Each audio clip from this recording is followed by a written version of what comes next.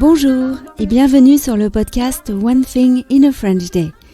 Aujourd'hui, vendredi 4 décembre 2020, cet épisode, le numéro 1927, s'intitule « Anne-Sylvestre est partie ». J'espère que vous allez bien et que vous êtes de bonne humeur.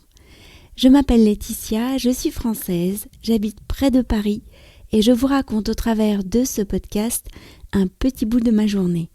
Abonnez-vous pour recevoir le texte du podcast, les notes, les tournures de phrases utiles ou encore les photos sur onethinginafrenchday.com. Anne-Sylvestre est partie. C'est par Pietro que j'ai appris la nouvelle mardi. Anne-Sylvestre est morte, nous a-t-il annoncé avant le déjeuner. Nous étions tous les 5, car il avait pris sa journée. Je crois que je n'ai pas répondu. Il y a des nouvelles que l'on n'a pas envie d'entendre. Félicia a commencé à chanter « balançoire ». On a commencé comme ça à parler des fabulettes, les chansons pour enfants qu'elle avait écrites et qui sont le paysage sonore de mon enfance. Ou qui sont peut-être bien plus que cela. Je vous ai déjà parlé d'Anne-Sylvestre à l'occasion de 3 épisodes du podcast. Lorsque j'avais acheté son livre Coquelicot et autres mots que j'aime pour l'offrir à Isabelle, lorsque j'avais moi-même parlé du mot escalier, et enfin lorsqu'Isabelle m'avait proposé d'aller voir Anne-Sylvestre en concert il y a 3 ans.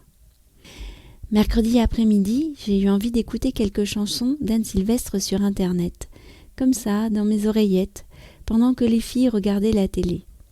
Je suis tombée sur une interview qu'elle avait donnée l'année dernière sur la chaîne TV5 Monde.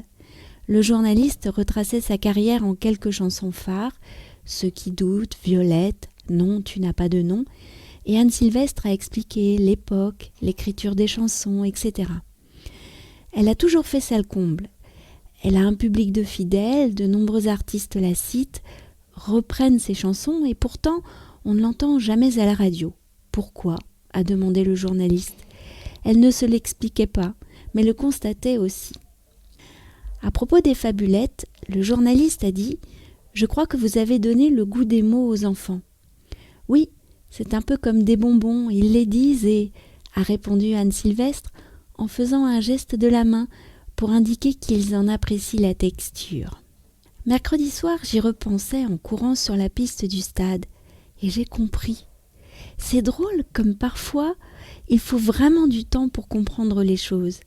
Ce regard sur, je cite, « ce qui se passe, la vie, les gens, les enfants, les autres, les vieux », j'ai compris que j'ai été une de ces enfants pour qui ces mots étaient des bonbons. Ma chanson préférée n'en est pas une, mais une histoire sur fond de piano. Eugène et le vélo normal. D'abord, il y a la voix d'Anne-Sylvestre qui semble nous dire « Mais si, toi aussi tu aimes les mots. Les mots, ce n'est pas que l'école. » Ensuite, il y a la première phrase. C'est une petite histoire de rien du tout. Et enfin, l'agacement d'Eugène. Il est très bien, mon vélo normal. Merci Anne-Sylvestre, merci maman, merci papa de nous avoir fait écouter les fabulettes.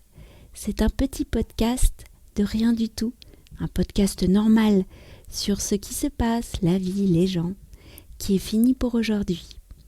Je vous retrouve lundi pour un nouvel épisode du podcast.